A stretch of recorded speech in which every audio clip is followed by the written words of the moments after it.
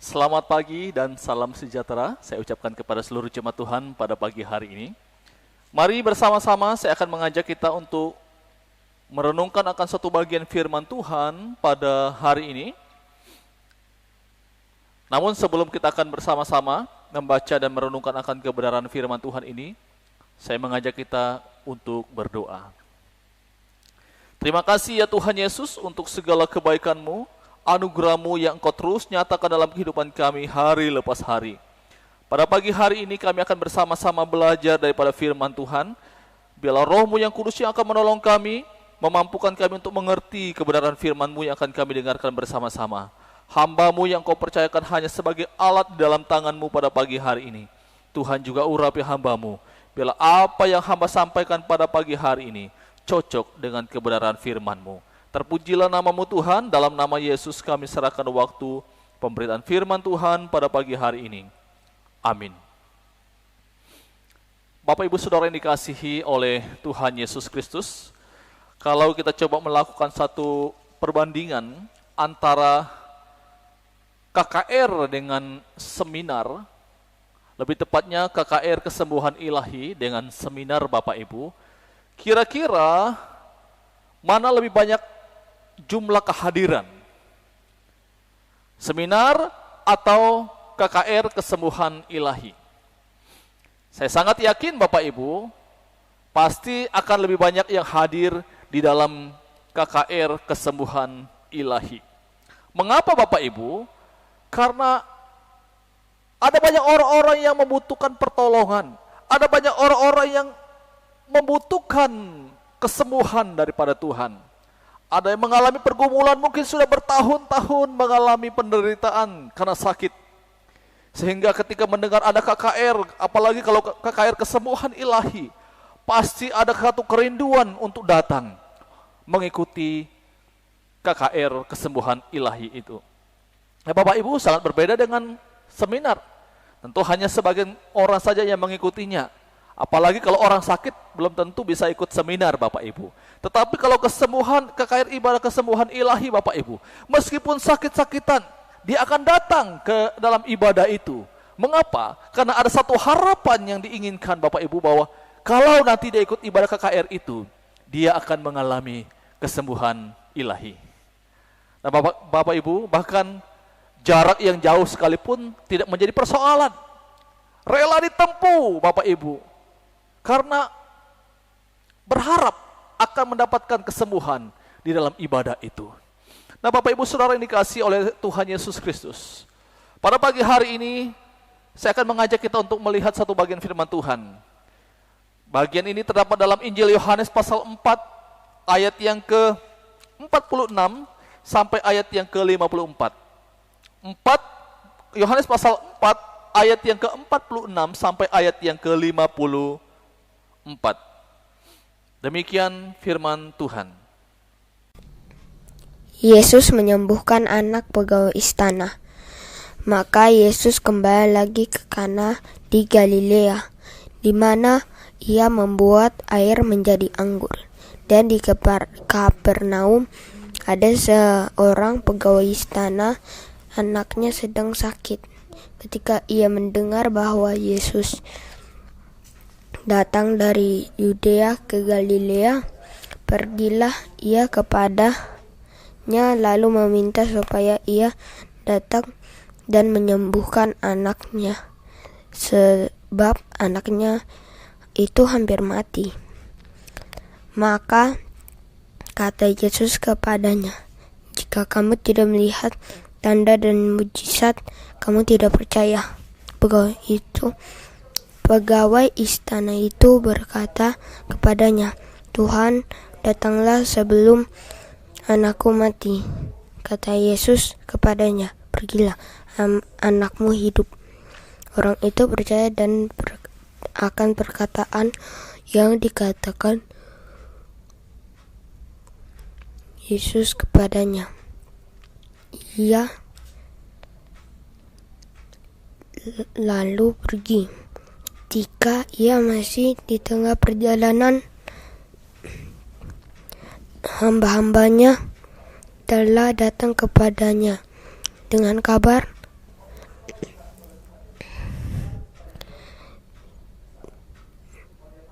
bahwa anaknya hidup.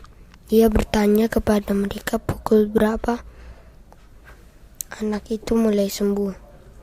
Jawab mereka, kemarin siang pukul 1 demamnya hilang.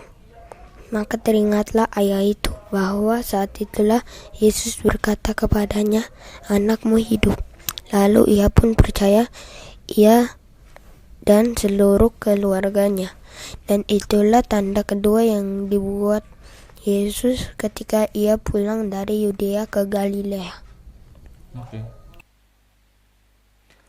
Bapak Ibu Saudara yang dikasihi oleh Tuhan Yesus Kristus, dari pembacaan firman Tuhan ini kita dapat melihat bahwa pegawai istana yang disebutkan dalam bagian ini juga mengalami suatu pergumulan dalam hidupnya Bapak Ibu. Dia punya persoalan adalah dia punya anak sedang mengalami sakit. Sehingga ketika dia mendengar bahwa ada Yesus, maka dia berusaha bagaimana cara untuk bertemu dengan Yesus. Dikatakan bahwa pegawai istana ini dia berasal dari Kapernaum. Dan dia menuju ke Kana. Mau bertemu dengan Yesus Bapak Ibu. Nah, jarak antara Kapernaum dengan Kana itu kurang lebih 26 kilometer. Nah, untuk zaman sekarang Bapak Ibu, jarak 26 kilometer itu kita bisa tempuh dengan jarak yang dengan waktu yang cukup singkat Bapak Ibu. Apalagi kalau jalannya bagus, akan cepat sekali kita bisa sampai. Tetapi ini terjadi pada zaman dahulu Bapak Ibu. Belum ada mobil, belum ada motor. Sudah tentu dalam perjalanannya menuju ke Kana itu punya pergumulan yang luar biasa Bapak Ibu. Tetapi menariknya adalah bagaimana kesungguhan dari pegawai istana ini untuk datang berjumpa dengan Tuhan Yesus. Dia datang mencari Yesus di tengah pergumulan yang dia hadapi. Sudah pasti dia pernah mendengar tentang Yesus melakukan mujizat. Bagian yang kita baca ini Bapak Ibu bicara tentang ini adalah mujizat yang kedua yang dilakukan oleh Tuhan Yesus. Mujizat yang pertama yang dilakukan oleh Yesus pada waktu perkawinan di Kana, mengubah air biasa menjadi anggur manis. Ya, sudah pasti pegawai istana ini mendengar kisah ini. Bagaimana Yesus sudah mengubah air biasa menjadi anggur manis. Sehingga Bapak Ibu pasti dalam dirinya, dalam pemikirannya, dia juga percaya bahwa Yesus mampu untuk menyembuhkan anaknya yang sedang dalam keadaan sakit. Itulah yang menyebabkan dia, memotivasi dia untuk datang bertemu dengan Yesus pada waktu itu. Nah Bapak Ibu Saudara yang dikasihi oleh Tuhan Yesus Kristus, kalau kita melihat dalam bagian ini, satu hal yang baik, satu teladan yang diberikan oleh pegawai istana ini kepada saya dan saudara pada hari ini. Pada saat kita punya pergumulan, pada saat kita punya masalah apapun itu Bapak Ibu, mengajarkan kepada saya dan saudara pada hari ini, datang bawa itu kepada Tuhan. Bawa setiap pergumulan-pergumulan yang engkau hadapi kepada Tuhan. Karena di dalam Tuhan ada jalan keluar. Nah Bapak Ibu Saudara yang dikasihi oleh Tuhan Yesus Kristus, tetapi kisah ini Bapak Ibu masih berlanjut. Pegawai istana ini dia sudah mengambil satu langkah yang sangat baik, datang membawa pergumulannya kepada Tuhan. Tetapi Bapak Ibu, kalau kita membaca selanjutnya kisah ini di dalam ayat yang ke-47 dan ayat yang ke-49, di dalam dua ayat ini Bapak Ibu menunjukkan bahwa ternyata iman dari pegawai istana ini masih kurang. Apa ini maksudnya? Mengapa saya katakan bahwa imannya masih kurang Bapak Ibu? Karena dia memahami bahwa anaknya itu bisa sembuh jika Yesus bersama-sama dengan dia pergi ke Kapernaum. Dia pahamnya seperti itu. Sangat berbeda dengan kalau Bapak Ibu membaca dalam kitab Matius pasal 8. Di sana berbicara tentang seorang perwira yang punya hamba yang sedang mengalami sakit. Nah, ketika perwira ini datang bertemu dengan Yesus, memohon supaya Yesus datang menyembuhkan hambanya yang sedang sakit. Dan waktu Yesus sudah meresponi dia dan mau datang menyembuhkan hamba perwira ini, maka perwira ini katakan kepada Yesus, sangat menarik Bapak Ibu. Saya mengajak kita untuk membaca bagian ini. Matius pasal 8 ayat yang ke-8. Matius pasal 8 ayat yang ke-8 berkata seperti ini. Tetapi jawab perwira itu kepadanya, Tuan, aku tidak layak menerima Tuan di dalam rumahku. Katakan saja sepatah kata, maka hambaku itu akan sembuh. Katakan saja sepatah kata, maka hambaku itu akan sembuh. Dia mempercayai meskipun Tuhan tidak datang secara fisik untuk menjamah hambanya sedang sakit, tetapi perwira ini punya iman bahwa Tuhan mampu untuk menyembuhkan dia dari jarak yang jauh. Tetapi Bapak Ibu, di dalam kitab Yohanes ini, pegawai istana ini tidak demikian. Dia hanya tahu dan mempercayai bahwa kuasa Tuhan itu tidak bisa menyembuhkan anaknya kalau Yesus datang secara langsung. Jadi dalam hal ini Bapak Ibu, pegawai istana ini, kalau saya mau katakan, dia membatasi kuasa Tuhan untuk menyembuhkan anaknya. Bapak Ibu Saudara yang dikasihi oleh Tuhan Yesus Kristus. Jadi dalam hal ini saya melihat ada sesuatu kekeliruan dalam diri seorang pegawai istana ini memahami tentang kuasa Tuhan. Ia membatasi kuasa Tuhan soal jarak. Kemudian bukan cuma itu, ia juga berpikir bahwa kalau Yesus terlambat datang, maka anaknya itu akan mati. Itulah sebabnya dia mendesak Yesus untuk datang bersama dengan dia. Karena kalau tidak, di dalam ayat yang ke-49, pegawai istana itu berkata kepadanya, Tuhan, datanglah sebelum anakku mati. Jadi dia berpikir kalau Yesus terlambat datang, anaknya pasti akan mengalami kematian. Jadi ini kekeliruan dari pegawai istana ini dengan kuasa Tuhan. Dia membatasi kuasa Tuhan untuk bekerja. Jangankan menyembuhkan orang sakit Bapak Ibu, Tuhan Yesus juga punya kuasa untuk membangkitkan orang mati. Tetapi pegawai istana ini tidak memahami akan hal ini. Bapak Ibu Saudara yang dikasihi oleh Tuhan Yesus Kristus, bukankah kita juga kadang seperti ini, seperti pegawai istana ini? Kita membatasi kuasa Tuhan untuk bekerja. Mengapa Bapak Ibu? Karena konsep kita tentang kuasa Tuhan, konsep kita tentang Allah itu sendiri salah. Saya berikan contoh Bapak Ibu. Ketika kita mengalami sakit yang mungkin cukup serius, dan datanglah kedua pendeta ke rumah kita dan mendoakan kita. Pendeta yang pertama mulai doakan kita seperti ini. Tuhan Yesus, kami percaya kepadamu, Engkau punya kuasa untuk menyembuhkan. Hamba-Mu saat ini sedang terbaring sakit, kiranya Tuhan Yesus menolong menyembuhkan dia. Dalam nama Yesus kami berdoa, amin. Ini pendeta pertama. Kemudian datang pendeta yang kedua Bapak Ibu, kemudian mendoakan kita. Dan dia mulai berdoa, Tuhan pencipta langit dan bumi dan segala isinya, kami terlalu percaya akan kuasa-Mu Tuhan. Engkau adalah Allah yang besar kuasanya. Engkau adalah tabib samawi kami. Kalau Engkau pernah menyembuhkan orang-orang yang sakit pada zaman dahulu, orang buta dapat melihat, orang lumpuh dapat berjalan, dan bahkan orang mati sekalipun Engkau dapat bangkitkan. Maka kami juga punya iman pada hari ini Tuhan, bahwa Engkau sanggup untuk menyembuhkan anak-Mu yang sedang sakit saat ini.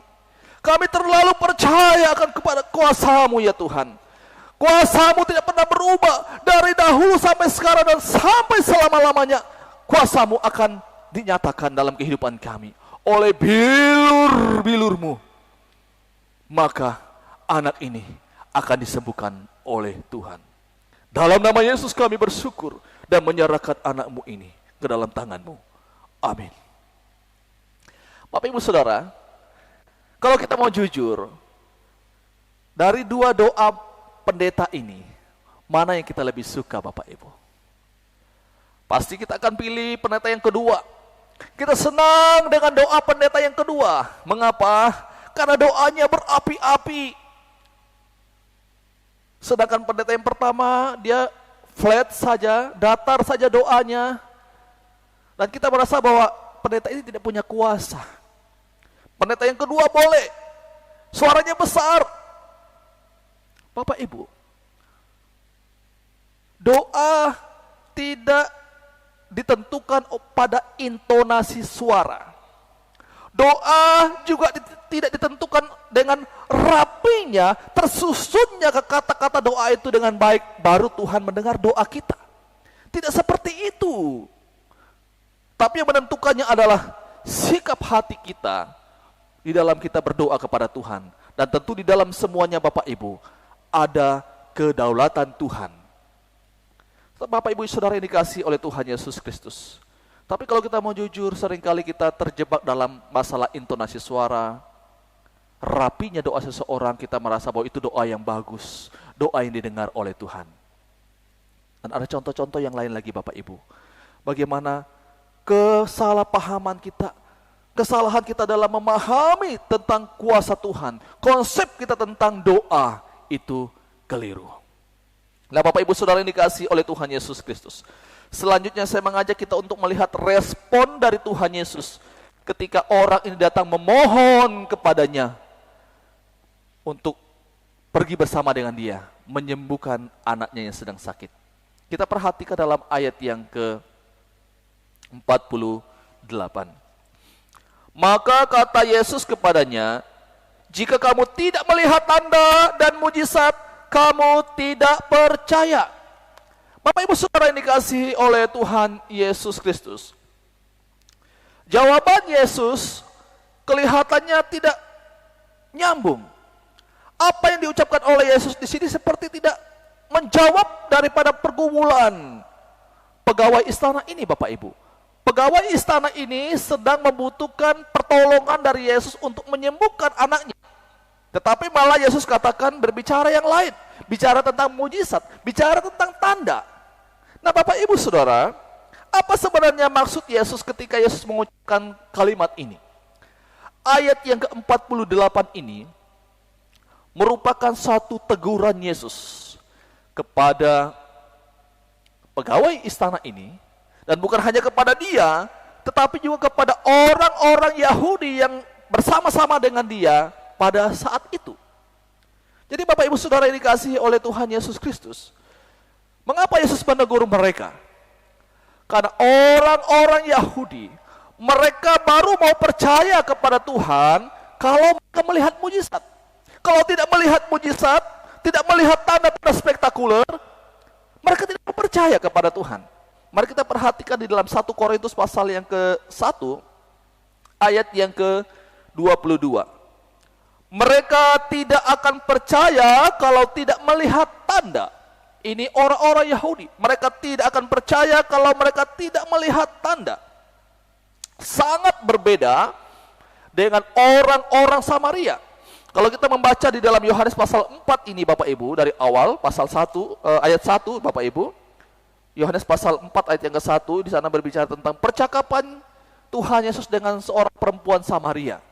Ketika di dalam percakapan mereka, Tuhan Yesus mulai memberitahukan tentang bagaimana status daripada perempuan ini. Dan perempuan ini terheran-heran, kok ada orang yang bisa tahu tentang latar belakang kehidupannya, tentang masalah pribadinya.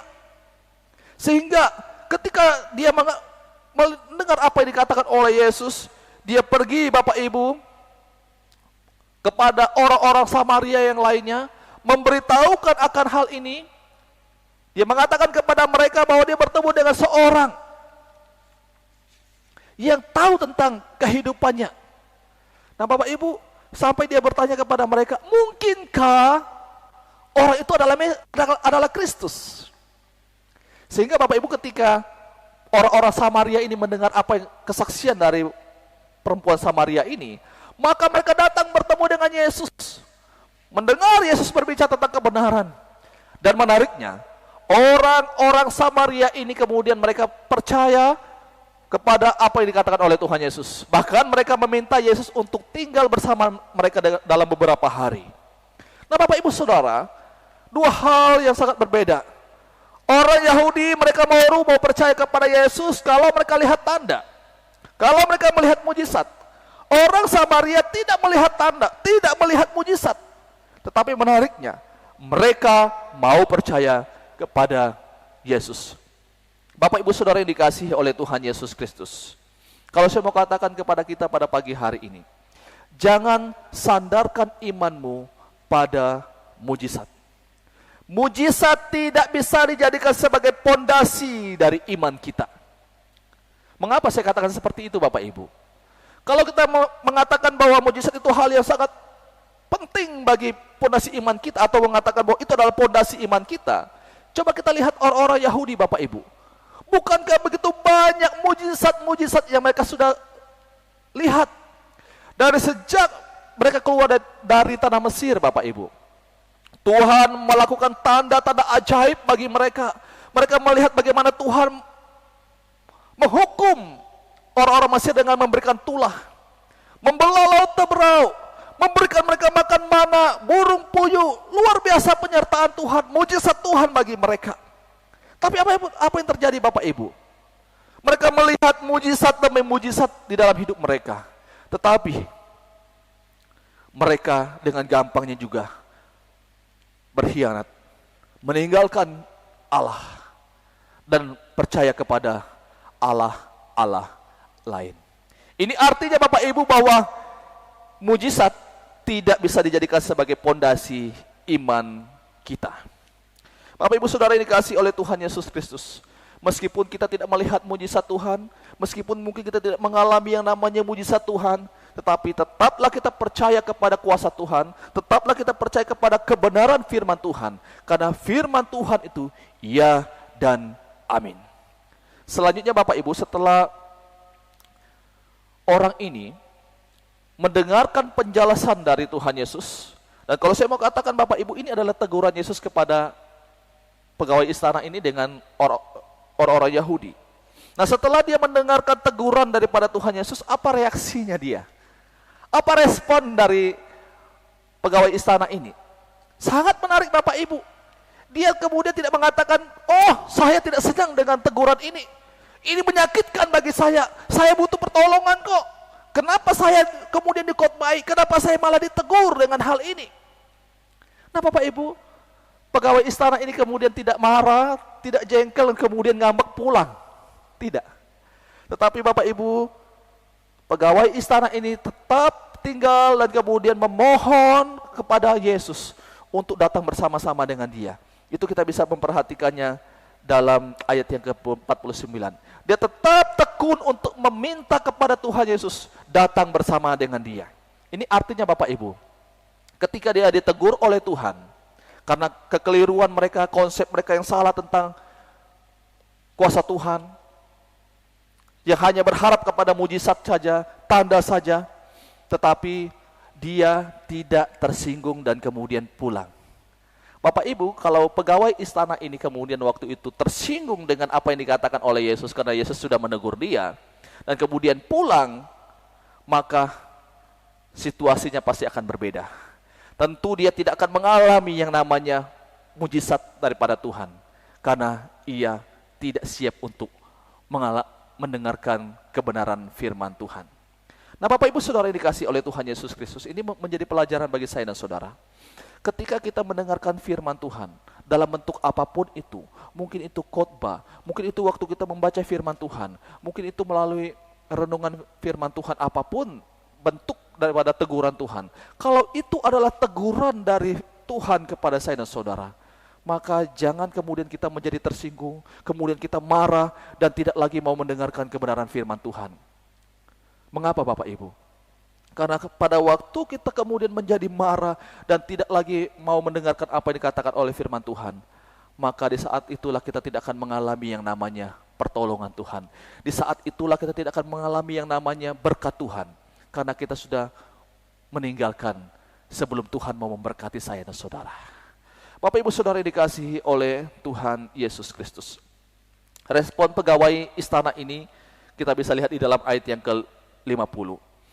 Orang itu percaya kepada akan perkataan yang dikatakan Yesus kepadanya, lalu ia pergi. Waktu Yesus sudah menegur dia, dan kemudian Yesus katakan di dalam ayat yang ke-50, pergilah, anakmu hidup. Ketika Yesus mengatakan pergilah, anakmu hidup, dia langsung pergi. Dia percaya akan perkataan Yesus. Padahal dia belum tahu apakah anaknya itu sudah sembuh atau tidak. Tapi dikatakan oleh firman Tuhan, dia percaya akan perkataan Yesus. Lalu ia pergi. Bapak Ibu Saudara yang dikasihi oleh Tuhan Yesus Kristus. Kalau saya melihat dalam bagian ini, iman dari pegawai istana ini mengalami pertumbuhan. Mengapa saya katakan seperti itu? Karena tadi di awal waktu dia datang mencari Allah, mencari Tuhan Yesus untuk datang menyembuhkan anaknya, dia hanya punya iman bahwa anaknya itu bisa sembuh kalau Yesus datang secara langsung.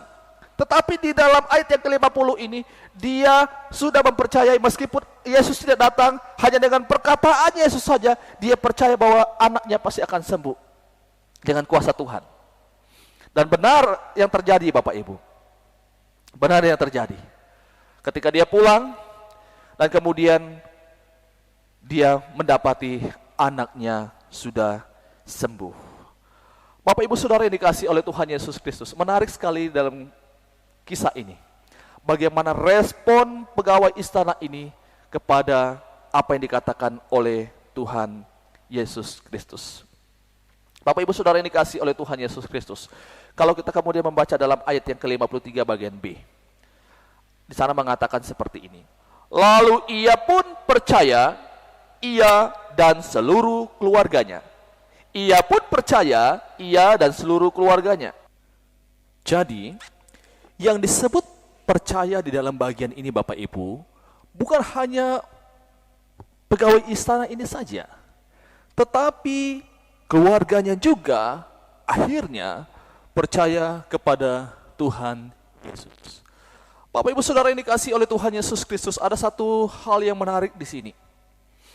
Pegawai istana ini ketika dia berjumpa dengan Yesus, mendengarkan kebenaran dari Yesus, dan dia kemudian pulang, membawa kebenaran itu, menceritakan kebenaran itu kepada anak-anaknya, menceritakan kepada istrinya, dan akhirnya anak-anak dan istrinya pun percaya kepada Tuhan Yesus. Bapak Ibu Saudara yang dikasihi oleh Tuhan Yesus Kristus, sangat menarik sekali, ada satu pelajaran penting di sini. Secara khusus bagi setiap kepala keluarga yang sebagai imam, sebagai pemimpin dalam rumah tangga. Ketika kita menerima kebenaran firman Tuhan, kalau kita sudah percaya kepada Tuhan Yesus, maka ada satu tanggung jawab yang kita harus kerjakan, yaitu menceritakan tentang kebenaran firman Tuhan kepada keluarga kita, kepada istri dan anak-anak, mengajarkan kebenaran firman Tuhan kepada mereka. Satu kerinduan kita Bapak Ibu, ketika kita mengajarkan kebenaran firman Tuhan itu kepada mereka, maka pada akhirnya keluarga kita percaya kepada Yesus, dan mereka boleh terus bertumbuh dalam iman di dalam Yesus Kristus. Jadi ini satu tanggung jawab yang begitu mulia bagi setiap kepala keluarga, membawa keluarganya untuk datang kepada Kristus. Bapak Ibu Saudara yang dikasihi oleh Tuhan Yesus Kristus, apa pelajaran yang kita dapatkan dari bagian ini? Yang pertama, kalau kita menghadapi setiap pergumulan hidup, maka datanglah kepada Tuhan Yesus. Bawa itu kepada Tuhan Yesus. Dia sanggup untuk menolong kita.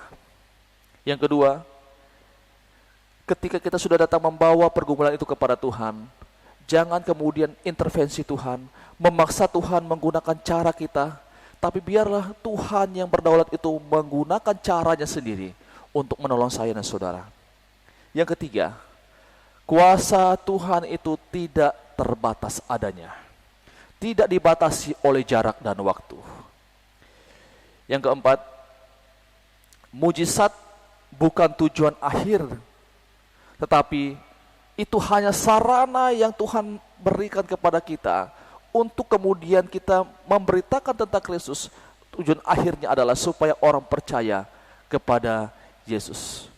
Dan pada saat kita tidak mengalami yang namanya mujizat, Bapak Ibu, kita tetap percaya kepada Tuhan. Kita mengalami mujizat atau tidak mengalami mujizat, tetap mempercayakan hidup kita kepada Tuhan. Yang selanjutnya, mujizat tidak bisa dijadikan sebagai pondasi daripada iman.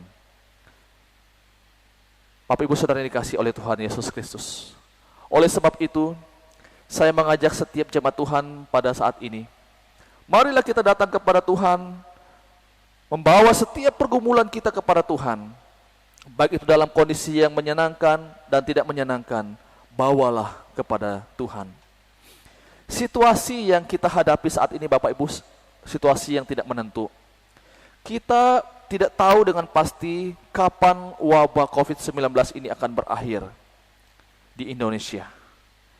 Ada yang memperkirakan mungkin akan berakhir bulan Juni. Tapi itu hanya perkiraan, Bapak Ibu.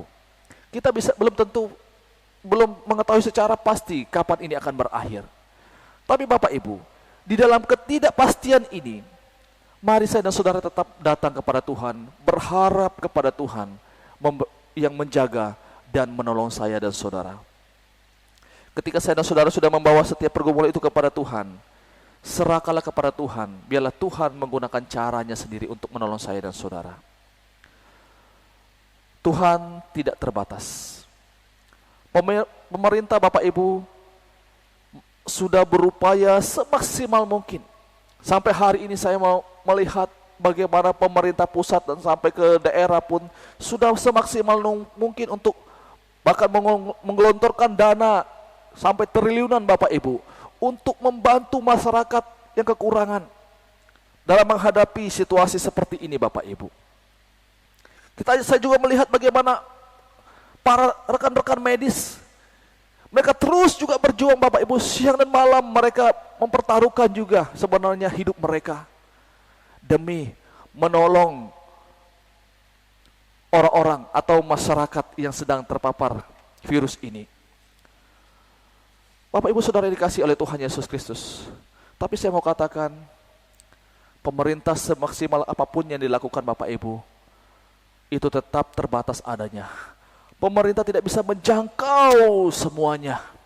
Para medis juga tidak bisa menjangkau semuanya. Di dalam hal ini juga Bapak Ibu saya lihat gereja, mungkin gereja berupaya juga untuk bagaimana memberikan sumbangsinya kepada bangsa ini.